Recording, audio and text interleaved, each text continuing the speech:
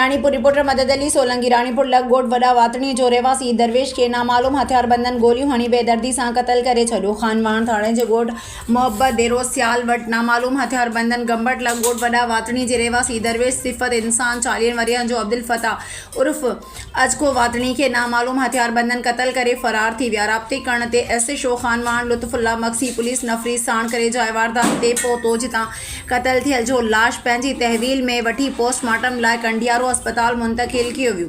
हिन वधीक ॿुधायो त हिन दरवेश अब्दुल फताह जो ज़हनी तवाज़ुन बि दुरुस्त न हो।